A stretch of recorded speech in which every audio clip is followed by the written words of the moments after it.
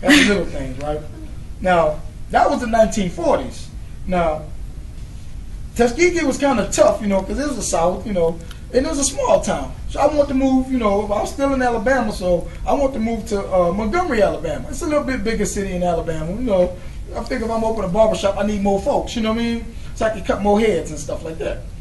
And being in Montgomery, this is 1950s and we still got segregation. Remember segregation, certain people here, certain people there. And unfortunately, I remember in Montgomery, it was kind of rough because I moved to Montgomery in the middle of something that I didn't even realize how big it was going to be, but it became world famous.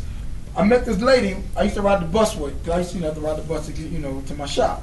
I met this lady named Rosa. Her name Rosa Parks. Anybody ever heard of Rosa Parks? Yeah. Okay. Well, I met her. We used to ride the bus together, right? And I don't know if you guys know this, but back then, this is how the bus was set up. See, this was the first row of the bus, right? You get on the bus, you got the front row, then you got the second row, and you got the third row, right?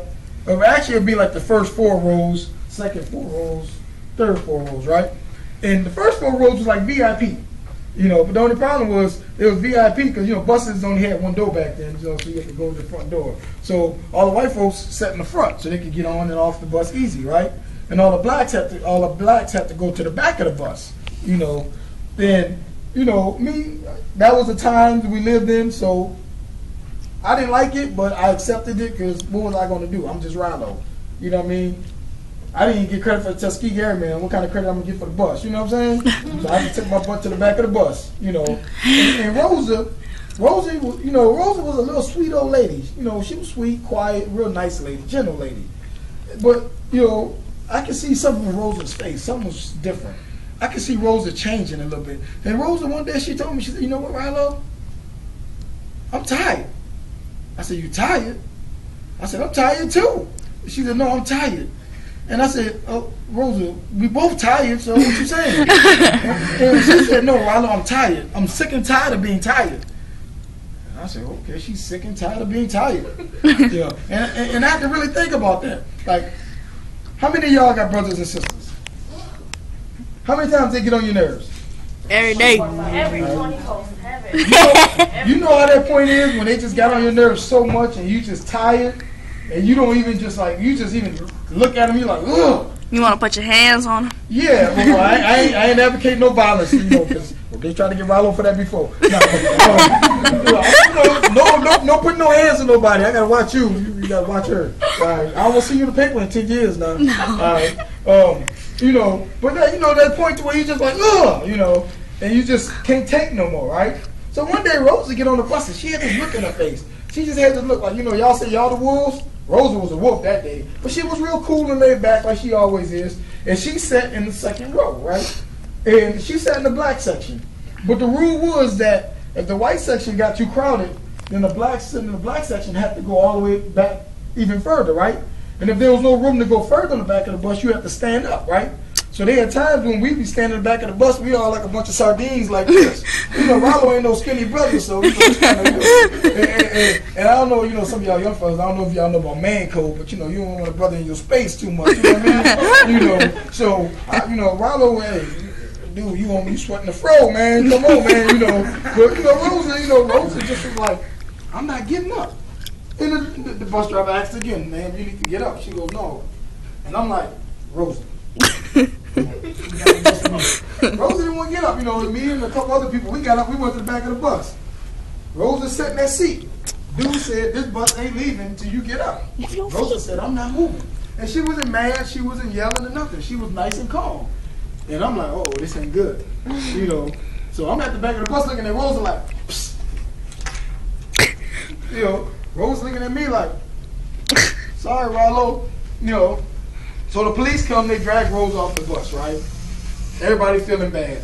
So I go back to the shop, I get to the shop or whatever, and they got this little big-headed dude that was at the shop. This little young boy, he from Atlanta or something.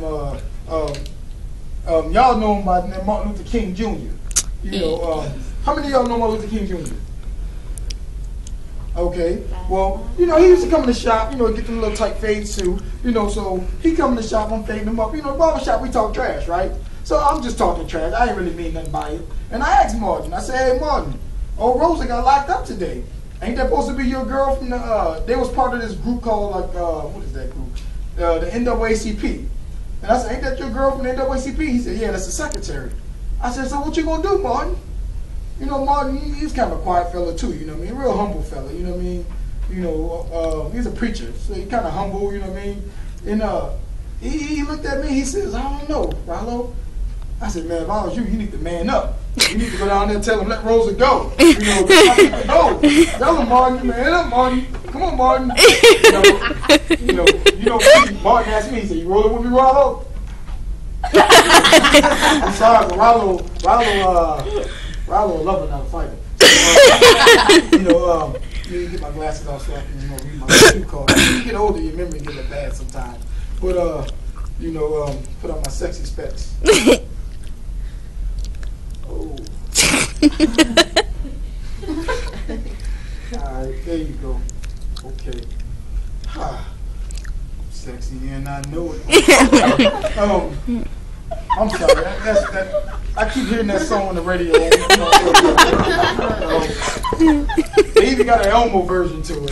You know what I mean? Tickle, tickle, tickle, tickle, tickle. Yeah.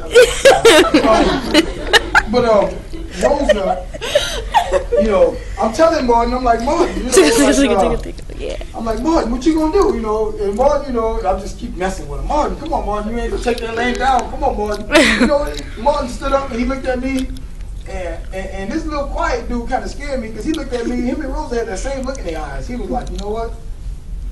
I'm sick and tired of being tired. I said, you tired too? And he was like, yeah. He said, this got to stop.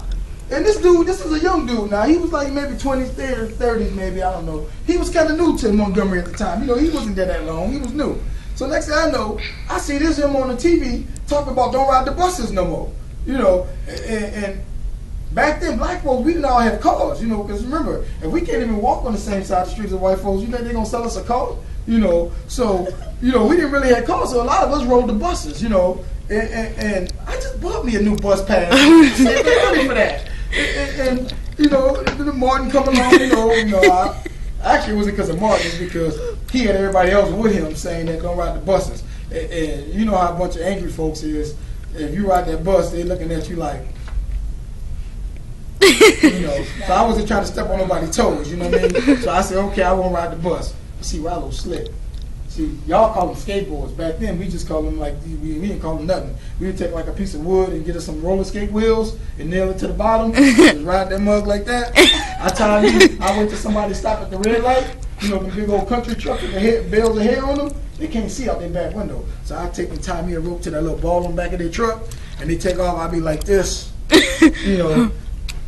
I got my skate on all the way down to my shop. See, don't tell Martin and them that, because they don't know about that, Because, I can't walk 10 miles. Them folks out there walking 5 and 10 miles to work and stuff every day, you know what I mean? And I understand why they was doing it, and I give them, I look up to them, and I give them a lot of respect. I'm sorry, Rylo, man. You beat him, man. These feet ain't made for walking, man. Rylo, I'm sorry, man. Some people say, Rylo, you kind of selfish, but hey, I work at a barber shop. I'm standing on my feet all day, And back then, I was like this place to be. So folks was coming in left and right.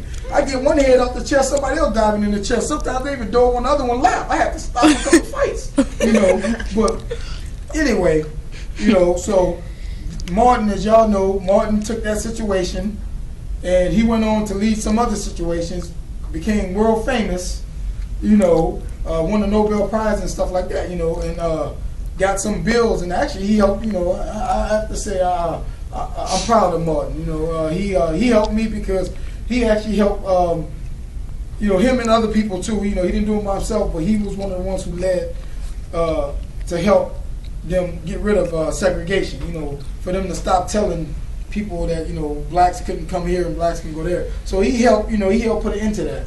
So I actually look, that little big-headed dude, I actually, Martin, man. So I actually have to say, I ain't mad at you, Martin, sometimes. But